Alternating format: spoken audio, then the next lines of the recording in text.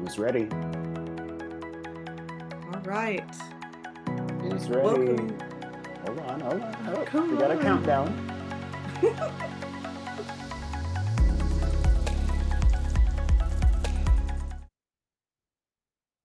We're here. We're live. All right, we are live. Welcome everyone to POAPathon's special episode with the wonderful Jessica Yatrofsky. All right. Wonderful to have you back. New project for us today.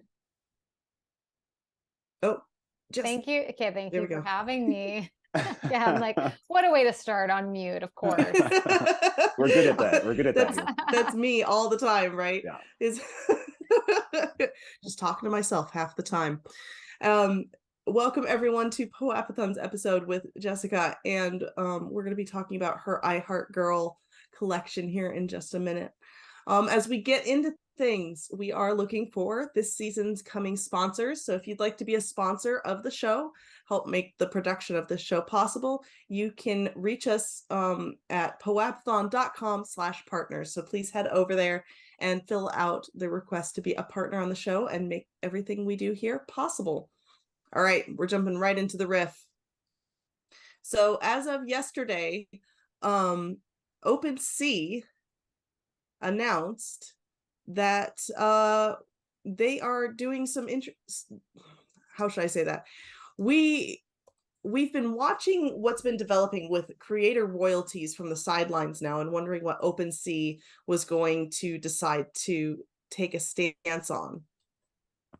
And they came out with a statement, a thread on Twitter. So if you go to OpenSea's Twitter, you can read the whole thread. It's pretty long.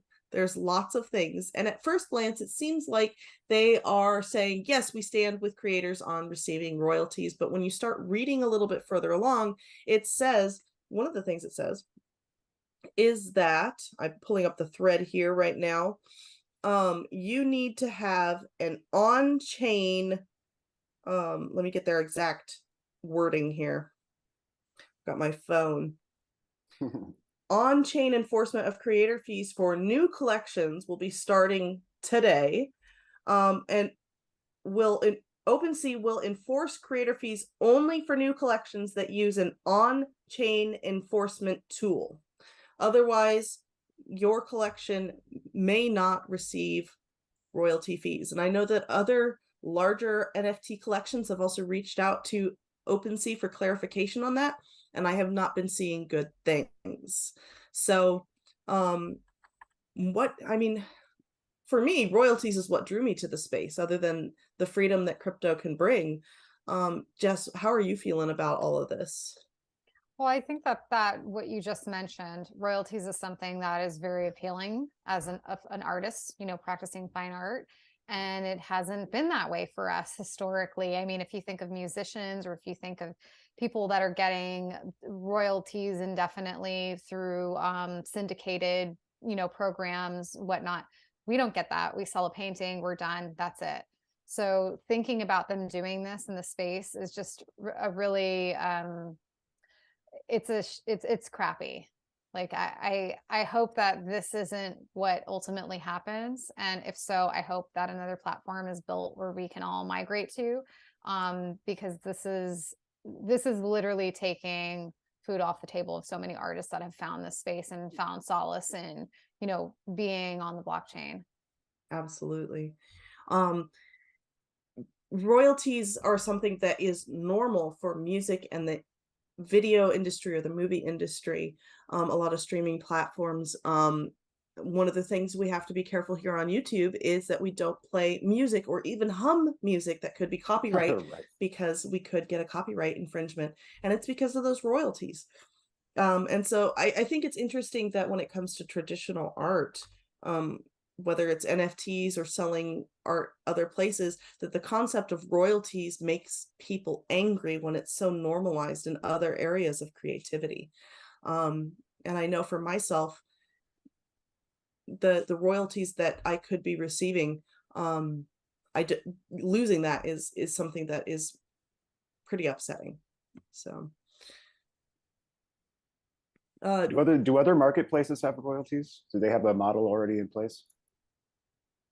This all came about because I can't remember the name of it off the top of my head. I've like blocked it out of my memory, but X2Y2. there you go. Yeah. There is a platform that allows sellers to choose whether they give any royalties to the an original creator. And because of that platform, a lot of other platforms have had to come out and say, okay, we're either going to continue supporting creator royalties or do something like OpenSea is saying, which is well, as long as you use this one tool in addition to checking all these boxes, then you'll be protected. Yeah, Never a dull moment. Yeah. It doesn't really leave much space for artists. I mean, if they're going to put us up against the wall with this, and it's favoring, people that are honestly like flipping and people that are interested in trading these like stocks. So that is super sad. That's true. It's more like Pokemon cards to them at that point than it is actual art, right? Right. Yeah. It's like, why be in the space? I'm just going to go, sell my art in a traditional sense in that respect. Yeah, absolutely. So someone in chat says taking away artist royalties destroys the whole motivation for artists to keep sticking around for the long term. And I agree with that. I absolutely agree with that. True. And whether you're a small creator or a massive project that has multiple people on the team, those royalties is one of the reasons that I have continued to stick around during the bear when a lot of other projects are folding or exiting the space, taking breaks, that kind of thing. So I'm glad that everyone here is kind of on the same wavelength, right? You never want to be like, oh, oops. No, I do. Go ahead. Oh, I was going to say, I do have to admit, I will buy a bunch and then I will maybe flip a couple or do giveaways with them. I mean, we do that around POAPathon as well. So yeah, I mean, nothing wrong with that. Like, yeah, not at all. Yeah. It's just like the bulk of, imagine your collection and then it being a highly anticipated project and you put it out and then there's a lot of volume on it and you don't get that anymore. And it kind of makes me think about all of the projects that were minted the last 2 years and how people really benefited from that. So now that more people are getting on board into the space, they're just going to like a rug, like rug us on our royalties is just very, very, I'm disappointed if that's what's going to happen. Yeah, it is. It's like, hey, look, you had all of us artists make sure that your platform was a success and the most widely used one. And now you're suddenly saying, oh, sorry, kidding. We don't actually need you. It's the sellers that we want to attract. So, let's see. Oh, I'm reading more interesting things. We've got some really good comments going on in the YouTube chat. So thank you everyone down in the YouTube chat. Keep interacting. I want to start talking about your collection, and I'm going to share my screen again here. That is about to launch called I Heart Girl. Now, we have to preface this with, because we're on YouTube, we have to do things a little bit differently. It's frustrating that we have to edit our own art because of the platform that we're on, but YouTube gets a little nervous about certain things. So I have tried to do as tasteful of a slideshow as I can. But yeah, I Heart Girl with Jessica Yatrofsky, deconstructing the gender binary. Although many of the pieces are nudes, nothing about this collection is expected. Jess, tell us a little bit about this collection. Yeah, so this collection is a collection of images from, well, the NFT collection is a collection of images from this publication, I Heart Girl, that you see here. And it was a book that was published back in 2015, 2016. And there's over 100 women depicted in the book. And then I curated 55 of those images to be the first collection of I Heart Girl images on the blockchain. And very excited about this. This is my first photography, like technically my first full-on photography drop. And that's coming out with Coinbase. And that's going to be Thursday, November 10th is the pre-sale, and then 11/11 Friday will be the public mint. So I'm super excited about this project, and for what it represents too. When I made this work, a lot of people weren't into the whole body positivity movement or the embracing who you are. And I think a lot of that became more popularized after the Me Too movement. So it's really interesting to see how this work is kind of catching fire at a different time period.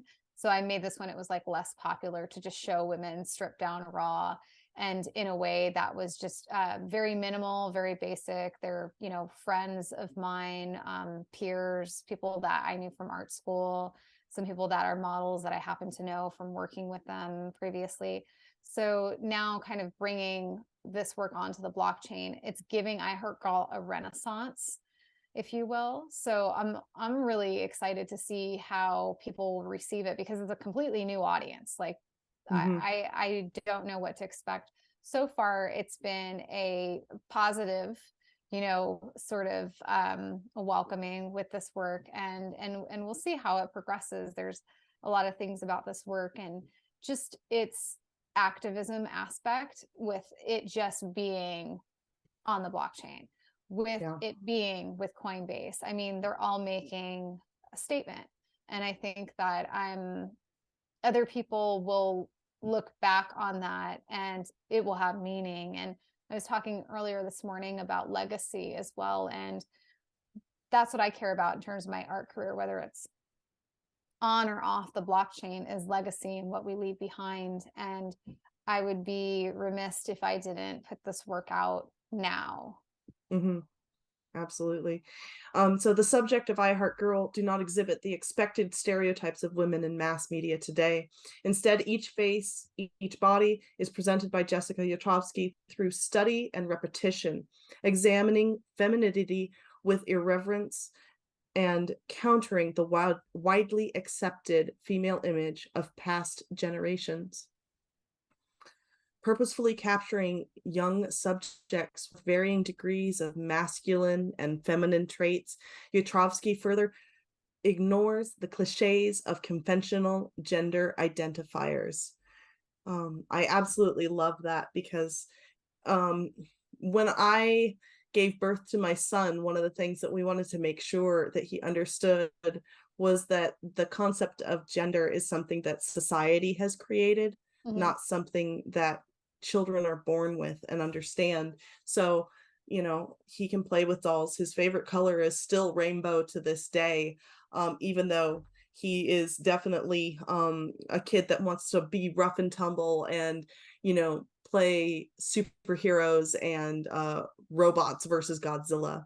And what I saw looking through the images, both on your Twitter and through what is visible through Coinbase's website, really took my breath away, and I loved it. Here's another quote that you gave me a bunch of words, because coming up with the words to express about this collection, it was hard for me because there were so many feelings I was having that I didn't understand how to communicate. And the words that you gave, I was like, yep, that's it. Yeah, I was like, I didn't write that. I was like, I don't know where you pulled that from, because I sent you a bunch of references and articles. I did. Yeah, I got some from your website. I got some from like your Bueno or the different like Coinbase platforms. I just was like, I was Googling you everywhere. Extraordinary and exotic are the extremes, and Yatrofsky allows them all to exist within the confines of her photographs. Collectively, the narrative is an invitation to re-examine what we know of femininity. iHeartGirl embraces the complexity of gender identification and its latest collective shifts. And the subjects are both venerable and powerful, are a candid yet tender reminder that femininity is not singular. I'm tripping over my words today. You did it though. I got through it. Some of the words that came to my mind when I look at the collection are the female gaze, which has to be defined for a lot of people. raw and exposed and unapologetic. Even the female gaze for me was something I was like, I don't understand what's the difference. And someone told me that it was, you're taking into consideration more of what the subject wants than what the viewer wants. And I think it's all an interesting perspective that we even call things a masculine gaze versus the feminine gaze. Mm-hmm. Well, the female gaze is a feminist theory. I mean, I think I know probably a lot more about the male gaze, because if you think about media, like we're always looking through a male's perspective. So when I was in school and they started talking about the female gaze, I was like, I'm not sure. I mean, all of our media interaction is predicated on the male experience. So I don't really know what you mean, the female gaze. You know what I mean? Like we're always gazing through this sort of the patriarchy, if you will. And it's interesting to see that when you see any type of imagery or films or even like literature that is like more on the softer side, or something that we would consider like more with feminine traits, that this idea of like the female gaze comes up. And I know people have written extensively about it, but I just keep thinking, well, it's really the male gaze, you know, and then it's like how we as women are filtering our own experiences through this already constructed male gaze that we've all been conditioned by. So it's tricky, and I'm not a theorist in any ways about the gaze. I mean, I've written about it, you know, when I was in school because they made us, but you know, when I'm out in the world, like it's so much different, you know, walking as a woman, I'm sure, than walking as another gender. Like I express myself as female, and I think that the experiences that I've had, at least as an artist making images that is gazing at women and at men and at, you know, non-binary folks, it's through my lens, but I have been heavily, you know, I would say not inspired, but the interactions I've had with media are through this male gaze. So I get confused of how I'm even interacting with the world, and if it's even my choosing, you know, because we've been so, I don't want to use the word indoctrinated, but kind of like, you know, I can't find the right word to use, but you know what I'm saying. Because indoctrinated sounds so like aggressive as a word, but that's not what I'm trying to say. Conditioned. Conditioned is the word I was looking for. Thank you. Yes. Yeah, we're really conditioned in that way, and it's not good, bad, or neutral. You know, it's just, it is what it is, and I don't really take that up as a battle or anything. I observe that, well, you know, we're looking through the male gaze first, and anything that's been written on the female gaze, while it's really fascinating, I'm like, I don't know if I can even relate to it, because everything I grew up on was mostly directed by men, and some of my favorite photographers are male, and some of, you know, the artists that I really admired are men, and then there are the women of those generations that I admire too, but then who did they grow up on? You know, like, so yeah, there's so much to consider there, and it's so loaded. Yeah, exactly. Like one of the things that looking at all of your images that you selected, from a photographer's perspective, I was thinking, well, if you wanted to be like super hypersexualized, you know, you would have the body turn this way or look at this way or stand this way. And a lot of the images don't have that. You don't have this push to experience these individuals in that way. I feel like I'm gazing at a person that is unfiltered, and it's their true self, not necessarily the wall that they put up trying to present to other people at that moment. It's it was very touching, and I showed the collection to my husband as well, and he said and I sent this to you too, that it felt like looking at the traditional Renaissance works, but from a modern perspective. And I really loved that, that he saw it too, that he was like, yeah. Here's Yeah. another quote. Oh, go ahead. Oh, no, go ahead. In her series, I Heart Girl, hypersexualized extremes of female archetypes do not exist. Instead, we are given a new picture of what contemporary female culture looks like. I did not write that.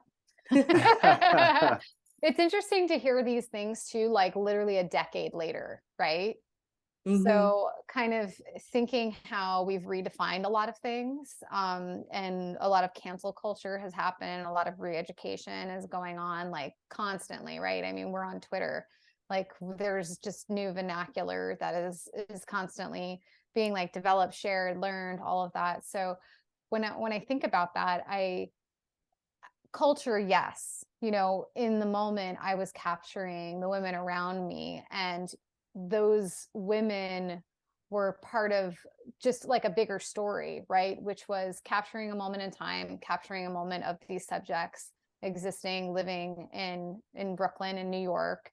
And I myself, like as the archivist, the person who was capturing this work, you know, I took a great deal of you know, interest in making sure that these photographs were depicting these women in the way that they were presenting themselves. So I'm really interested in survey photography. I love portraiture. I love, you know, still lifes. I think that just traditional portraiture has always been very interesting to me.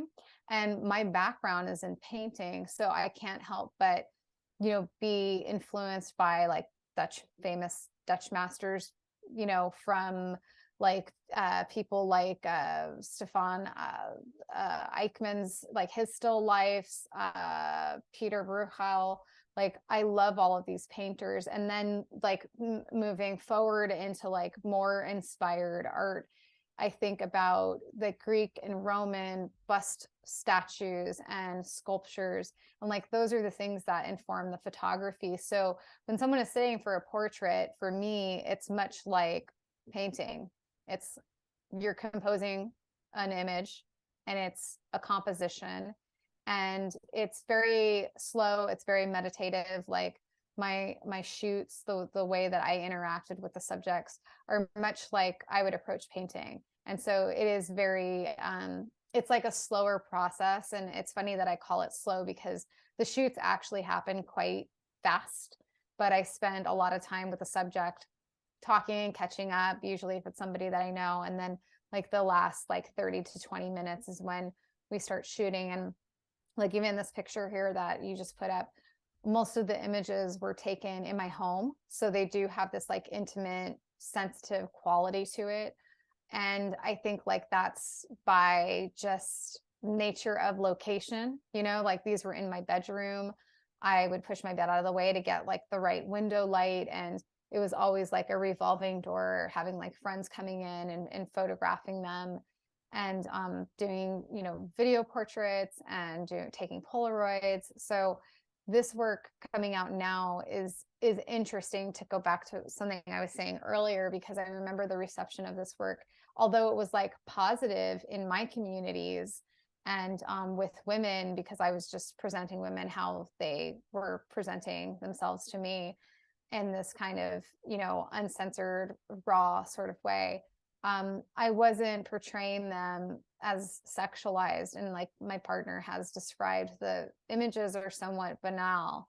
And so kind of removing the sort of sexuality of the images, or not of the images, but removing this sort of suggestiveness that a lot of photography has when you're dealing with nude bodies, I think is something that it wasn't even like a question for me, like, how do I not make this sexual? It's like, if you flip through the book, you'll see that half of the subjects are clothed and half of them are nude, but they all feel nude because they all are coming from the same place of vulnerability and captured in the same manner.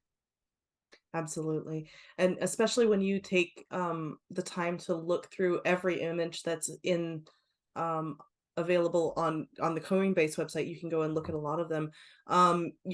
You're struck again by that sense of there was no how do I not make this sexualized, or how do I not make this something that it's not? It's just capturing these women or female forms in a way that was, it's, for me it was comfortable. It was intimate in the sense of you're in someone's personal space that we don't normally get to occupy on a daily basis. It's delicate, it's soft, it's all of these things, especially the color palette that you chose for all of the works just make it feel very tender. And I've really enjoyed looking at it. It's a breath of fresh air when you look at a lot of things that are currently available on the blockchain.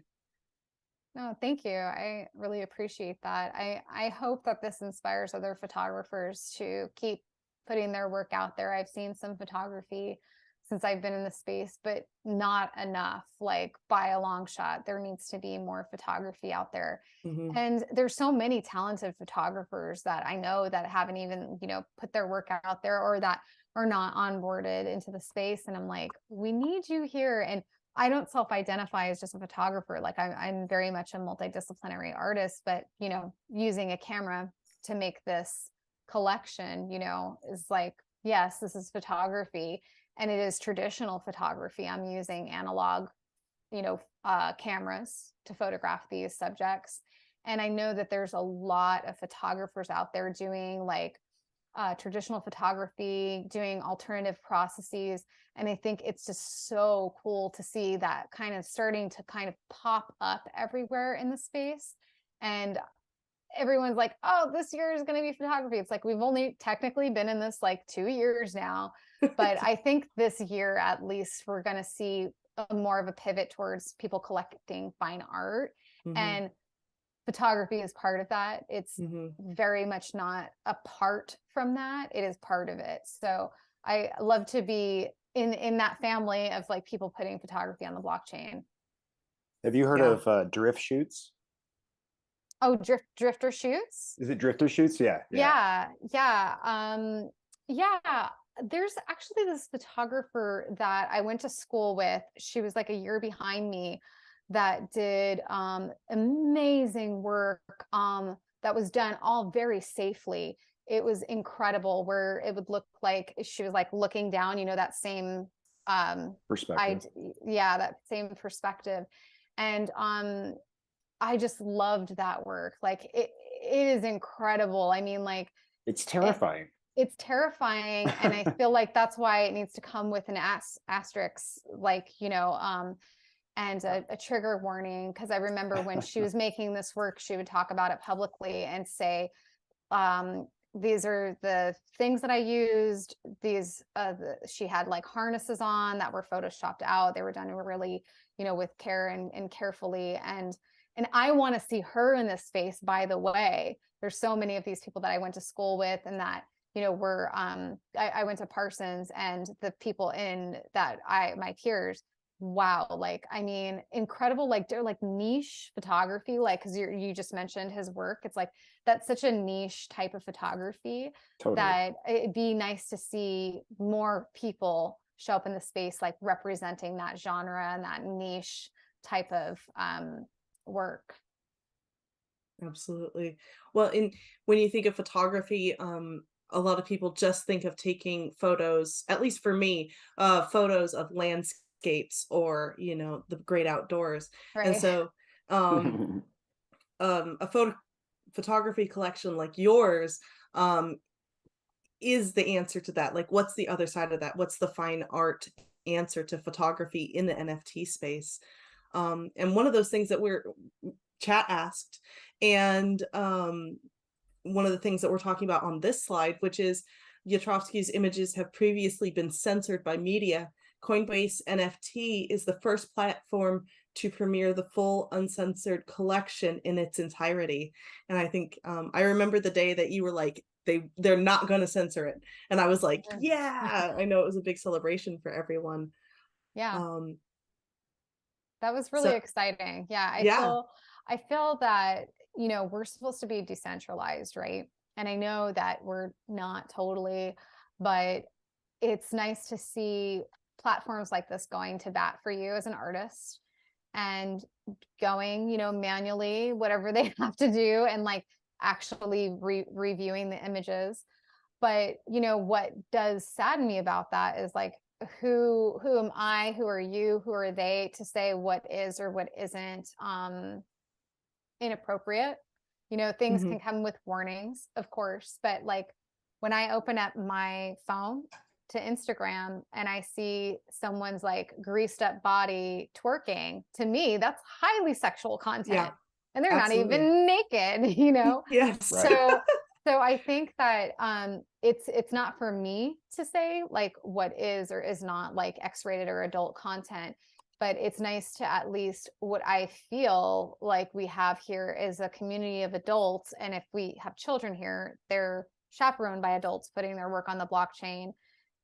Just like with Twitter, you know, if you're on Twitter, you should be over a certain age. I don't know, is there an age limit with Twitter now, or is that did Elon do away? But not yet, but just you wait. Just I you think wait. it used to be 13, maybe.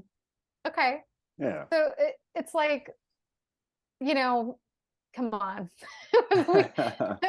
Hopefully by that age you've had, you know, an education in, well, you've had an education way before 13 if you have a smartphone.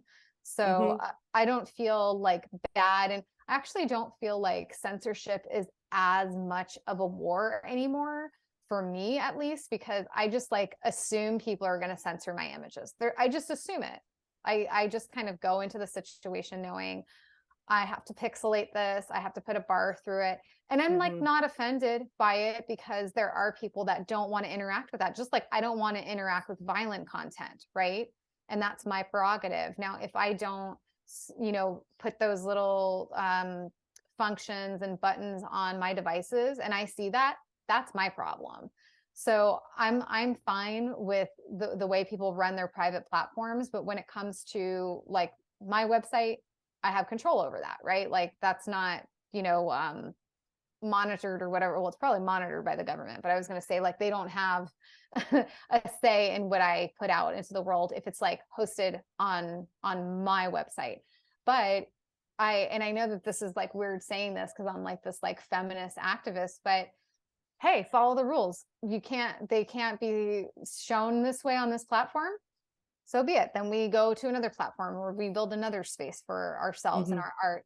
But we kind of have to abide by the rules of these platforms if we're going to use their services. So that's why I was very impressed and happy with Coinbase when I just simply asked a question and they answered by, you know, taking all of the censors off of the artwork. And I think it's known that if you click into the collection, what you're going to be seeing and what you're seeing to my eyes is art, and the images aren't particularly provocative, you know, unless you happen to find women without makeup on provocative, which some people do. But that's a personal choice, you know, whether or not you want to like, you know, follow me on Twitter and see these images. I've been reported before. So to me, like I'm saying, it's becoming less of an issue and a less of a gripe, because you run a fine line, right? It's like, well, if you're going to allow this type of imagery out there, then it's okay to show like ultra violent imagery. It's like, where do you draw the line? So I feel like, you know, us having a conversation about it right now is kind of what moves the ball forward in terms of censorship. And then it becomes a case by case basis. But if you're just like straight looking at the photographs, you decide for yourself whether or not it's appropriate or inappropriate. And then you can just like slide that bar over and be like, don't want to see that kind of content, you know? So absolutely. Absolutely. And it's one of those interesting things that in a society that thinks like underwear is inappropriate on a YouTube stream, but going and seeing people in a bikini at the beach is appropriate, it's a very interesting world, a strange dichotomy. Yeah, I've always found that strange. Yeah. or men topless is okay, but yeah, you know, women, it's like, well, Okay. I mean, in New York, you can Right. be topless in public parks. So that's I don't know if you guys knew that, but it's How does, isn't it, it's like a naked yoga girl? You know what I'm talking about? I think I've heard that, but Nude yoga. I don't believe that I've viewed her I, videos. I think she's in New York as well. But just, Okay. you know, does yoga poses, beautiful photography. Uh-huh. Maybe we'll share Yeah. Yeah. notes. I mean, we can debate about like what is and isn't art, like on a taste level, right? And then we can debate what is or isn't art on a scale of morality. But I think that if it's all art, you know, Hmm.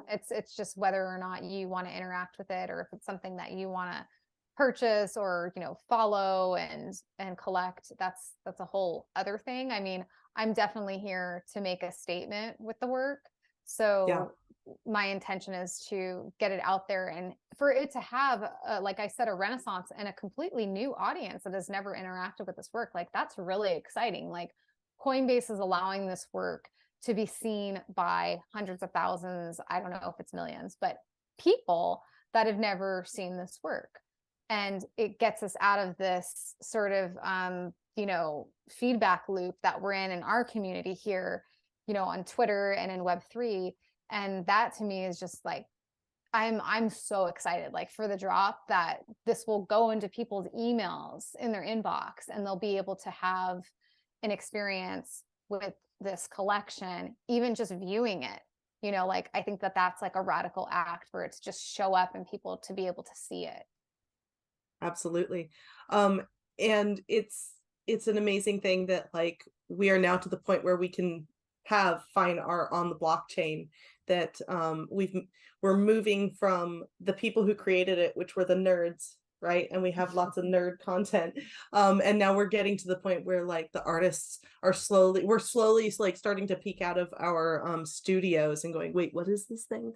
Mhm. And like you said, we've only been here for 2 years. Right. So it's about time. Or early. 220, Yeah. Sure feels Yeah. like it. Well, think about the way the market is going too. I mean, it's like, what do we have to show for like all of the gas we spent in 2021? Like, oh, have you done that gas tracker thing? Oh my goodness. Yes. No, Oh, yeah. Gutted. oh, Gutted. I need to go to bed. I need to be like when they do that thing on Men in Black. Like I just needed that after I saw how much, Yes. you know, was spent on that. And what do we have to show for it? And how many artists did we collect from? And I'm not, you know, talking down about generative art at all. Like I've collected beautiful generative pieces from wonderful, you know, solo artists. I think it's just being more like mindful about how we're spending our ETH and what communities we're interacting with and who we're supporting.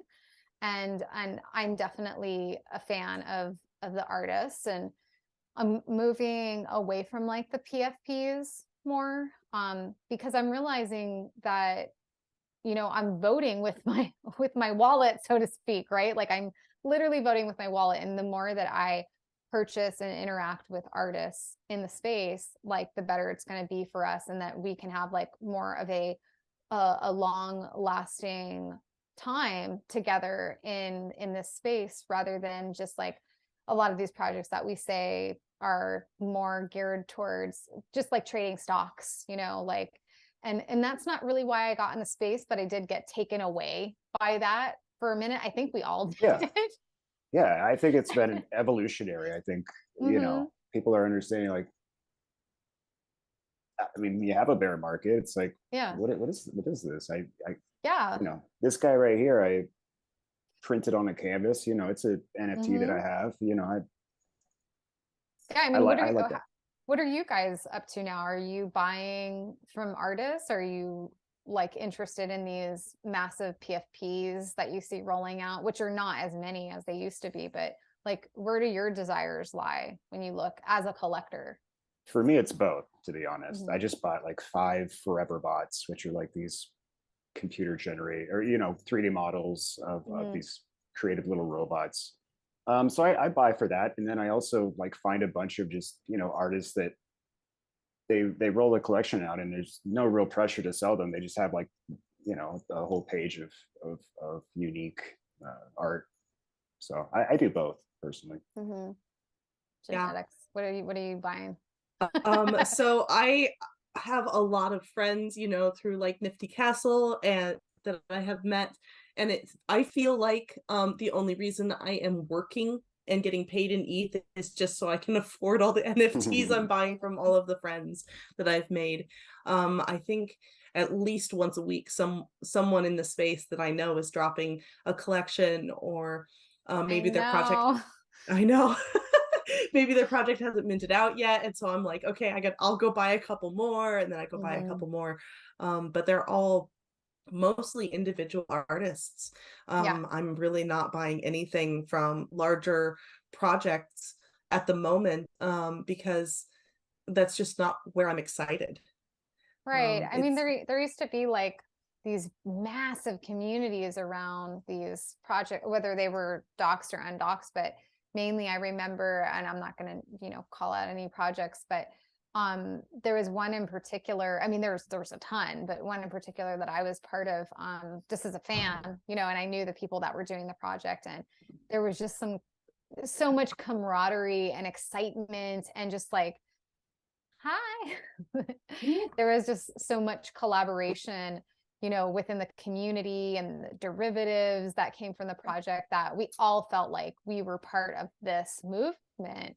And so to see those kind of either going on to flourish or to disintegrate is something that I've been, you know, excited about, and then also bummed about at the same time. But then looking like, well, who created these projects? Let me go and find those artists and start collecting their work. Like, they have no bearing, like if the project failed or something, like that's not on them typically, right? Like it's the market and all these other variables and factors. And I don't want to get into any cancel discussions, because frankly, like I'm not really interested in the negativity of it all anymore. And I think that you know, when you follow those artists that were part of these big PFP drops, like they're phenomenal. I mean, that's why they got picked up to begin with to work on teams. So it's like going back and then having the opportunity in the bear market, since a lot of people have left, to buy their work is like, I'm glad you hit on that. I'm glad you hit on that. It's I hate to call it a flea market because it has like a negative connotation, but it is open season. If you're looking for like an old generative, or, you know. Yeah.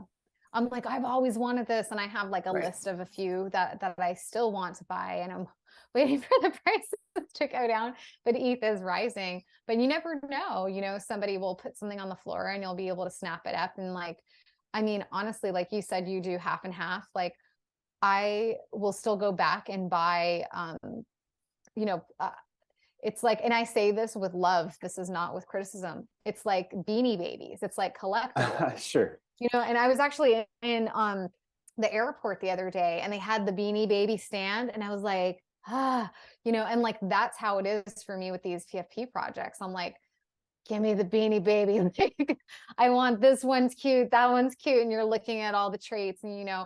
So I feel like there'll always be a market for collectibles in that respect, but like this pump and dump nature, I don't think like those people are going to stick around. I mean, what do you guys think? I just feel like they're going to phase out, and then we're going to be here with our Beanie Babies and our artwork, and just be like nerding out together and like enjoying what we're collecting, and finding our communities, like, you know, within the communities of collecting. I really think it's both. And you spoke on the community aspect about how you had larger communities that were very supported back, you know, maybe 6 months ago, a year ago, and it just a grand number of like really talented people together. And for whatever reason, maybe they've split ways with projects and things like that, but they're still around. Yeah. I think it works both ways in that. I think we might be done seeing like the bigger organizations, at least new ones. Yeah, I don't think we'll see what we saw last year. Like that was insanity. That was absolute insanity. And now things feel like with anything, right at the beginning, they're just crazy. And then we're seeing more refinement, which is, why I'm excited as an artist to be in the space now at this time, because we get to help shape that, what it's going to look like in the future. Yeah, absolutely. And a lot of these, the big money, as we've been saying in other spaces, as big money is moving in, what are we, the small creators, going to continue doing? And I'm like, the same thing we've been doing before, Right. Right. It's nothing new. Like, we're here. Yeah. We're still making art. Yep.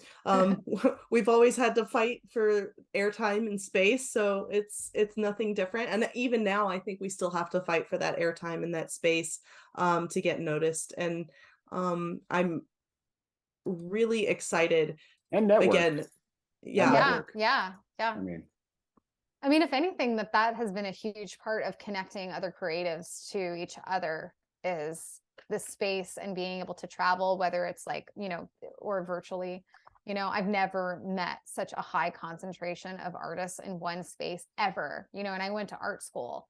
This is like art school on steroids, and you can find just super talented people to follow, to collaborate with, to be inspired by. So it's kind of endless, right? And limitless in that respect. Absolutely. It's been great because even though I live close to Austin, I get to spend a lot of time with artists every day now online. And before the pandemic, that was not something I got to do. Especially being a stay-at-home mom, it was kind of like me and kiddo 24/7, and that was it. And I love that the way the world has transformed since the pandemic has allowed us to all be able to interact. And it's like more socially acceptable, so more people are doing it, to be able to interact with people online from all over the world. And like, especially our YouTube comment section, some of y'all, I know it is way past your bedtime, and you're like, their eyes are like going like this right now as they're trying to stay awake for this, for good reason. I do want to let everyone know that if you would like to sign up for the pre-sale, because there are only 55 of your images, you definitely need to get on that pre-sale sign up list. So go to the link that is in that slide, and be prepared on Thursday to grab one of those. I really don't think they're going to make it out of pre-sale. I'm pretty sure you're going to see your them lips. all. Yes. Man, you have been putting in the hard work and standing as like a beacon of light for a lot of the real collections out there for the past year.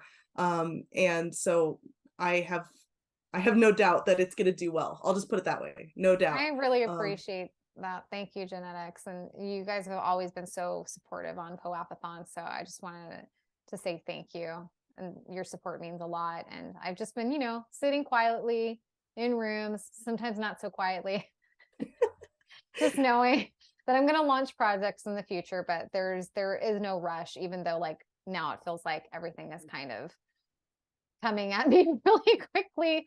It's like launch time for this, launch time for that. So now it's for iHeartGirl. So I couldn't be happier that we're finally hitting the date just on this week. So yes. Now this isn't your first project. No. This isn't on the blockchain. Yeah. No, but how are the rest of them doing? You have 707. Yeah. So I have room 707. I have the VI privacy keys, and I should actually mention that. So if you have a gold key, which there's still gold keys available at Mint, if you pick one of those up, you're going to get something from the iHeartGirl collection. That's not part of the 55 images, but something exclusive for my holders, for my key holders. So I would, it's not financial advice, but it's certainly advice from the artist. If you have an interest in my work and you can't get in on this particular drop, like there's something for my key holders. And also, this is the first photography collection that I'm putting out officially, period, on the blockchain. And the projects before were film, they were GIFs, and I had a few film stills, but I really wouldn't consider that photography. So when I look back, I'm like, oh yeah, that's right. I haven't put any photography out on the blockchain yet, but yet people know me as a person who makes images. So it's kind of funny. I got kind of wrapped up in the fact that like I know who I am and what I make, but other people do not know the rich history I have with this medium. So I'm excited to share that out. Wasn't there some with the world. poetry as well? Yeah, so the poetry collection, Pink Privacy, that did very well, and people were very excited about that project. And I published another poetry book, and because this is coming out this fall, we're pushing like the public, launch of the second poetry book to next year. So now I just have like a ton of books in my house. Because it's like you don't want to put out a bunch of things at the same time because you're going to confuse your fans and your collectors. I mean, you will not confuse your fans because your fans will just like buy anything. But I want to make sure that it's done in a manner that doesn't send mixed signals of like, wait, what am I buying? Where am I going? What am I supposed to be paying attention to? So it's like just trying to roll it out in a way that makes more sense so that people don't also miss out. Because I know, like, as a collector myself, when too many things get launched at the same time, either I don't have enough money to collect it all, or there's so much noise that I miss one or two of the things, or all of the things. Yeah. So I'm just trying to keep that in mind, like as an artist and a professional artist at that. Absolutely. Absolutely. That's good. Speaking of noise, if anyone has not noticed, I did drop the link to the POAP in the Google or in the YouTube chat. So you can click on that, and I've also sent it to Beastadon if he wants to post it officially. Also, my camera decided to die. I don't know what's happening. Let's see if I can get it to start again, or if it's, oh, look at that. Okay. I just thought you were being coy. No, my so I have a machine that's like at least 15 years old, like sections of it. It's been continuously having like life resuscitation going on. And it turned steampunk computer. For real. And at the moment, like there's more holes in the front of it. Like I could stick my whole leg through the front of it just because we had to do some surgery, but I wasn't sure if my computer was just not working. It looks like Beastadon that the link, when I pasted it, YouTube blocked it, so we may have to push it out officially. Yeah, I will. I'm taking care of it. Okay. So we're figuring it out. YouTube, it does not like me posting links, I guess. Are they trying to do that thing with TikTok where it's like they just don't want you going outside of their app? For real. Yes, absolutely. So everyone, I hope that you signed up for Jess's pre-sale list, because as I said, I don't think it's going to make it much further. The POAP today is the artwork that Jess had created using a GIF, and then I just turned it into a POAP. So that is nice. I haven't even seen it, so I'm excited. I know. Excited. There you go. So there's the claim link. And let's see if it works for me. We'll just test it out right here. Okay, and it does want the password, and the password is going to be the letter I, lowercase, uppercase, the word heart in all uppercase, and then lowercase, the word girl. So it's I heart girl, with heart being all uppercase. That is your password. We do have about 5 minutes left to claim that POAP. Don't forget it. And the cool thing about Rev, which we are using this week, is that if we have too many, or if we have more people request the POAP in the time frame than we do in the stream, Rev will automatically get enough POAP. So as long as you get that password in before the end of the time period, you will be getting a POAP through Rev. So click on that link and get that done. Jess, thank you again for showing us everything that this collection is about and having a really intellectual discussion about some art topics that people sometimes are a little confused by, which I think is weird, but well, I'm confused sometimes too. So it's just... I had a question. I have a question to ask both of you, because I can't remember what it's called. What is the type of photo where it's a very dramatic? There's several people. Contrapposto. it starts with a T. Explain it. So it's like like for instance, like me laying off of a chair and there's people behind me praying, or like it's just a very set up scene where there's a bunch of I mean, you're describing like a Caravaggio painting, basically. Like those are very like religious iconography. right. I mean, you're Forgot the describing name. someone in repose, but I don't know the name for that. But yeah, it's usually very like religious, and you see that in a lot of I want to classical say like painting. Travaux or something. Is it a style or is it the artist? It's a style. I can't think of it. Gosh, I'm getting an F on this art history test right now, right here at the end. I know. I've been waiting.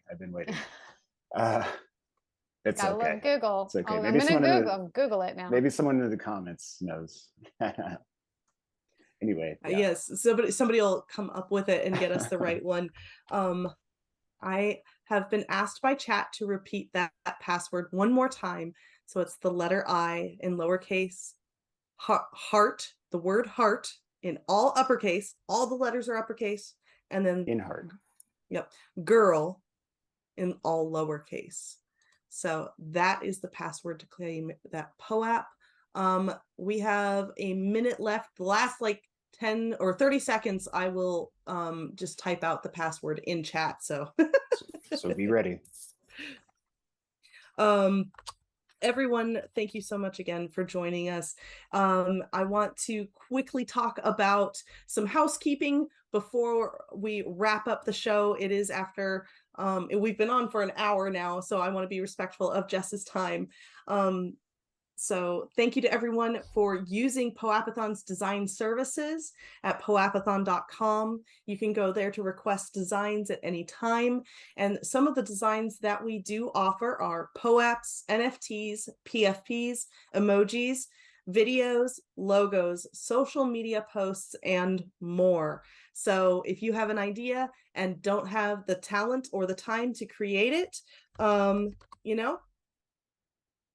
get on POAPathon.com and do it. We have an amazing We got team. you, fam. Yes, we have an amazing team of artists out there that can bring your creations to life. So there was a Things for Good fall fundraiser, and by Thingselstad, something like that. Words are hard. And these were the two winning POAPs. One was by Kavish Sethi and one was by Very Unimportant Person. So congratulations on winning that bounty. And those are really, really cool. Those turned out POAPs. nice. Yes, I want them. Really fall flavored. Yes, absolutely. That was not that was my last slide. I forgot. Uh-oh. So there we go. Thank you to everyone, especially Beastadon, my co-host this week, Jess, for being on show with us. Behind the scenes, we have Crypto Mom, Magdalena, and the entire community that does help and support us, especially over on Discord, and all of you in the chat right now. Thank you so much for supporting us in our community as we continue to live through the bear of 2022. And We're especially still here. Yes. We'll be fine. We'll be fine. It's all fine. Everything's fine. And an extra big thank you to everyone who is using the POAPathon design services as either past customers or returning customers and clients. So thank you so much. Much appreciated. Yep. All right, is that it? I think so. Anything left, Jess? Did you want to mention? Aside from No. make sure you follow Jess on Twitter. Yep. That's for true. sure. Twitter, And we've Instagram. been flashing that on the bottom of the screen the entire broadcast. So Cool. go back and Yeah. rewatch. And Can't wait to engage. there you go. Awesome. All right, so till next time, right? All right, Thank you, guys. Thank you, POAPathon family in the YouTube chat section. All right, we'll catch you next time. Bye. Bye.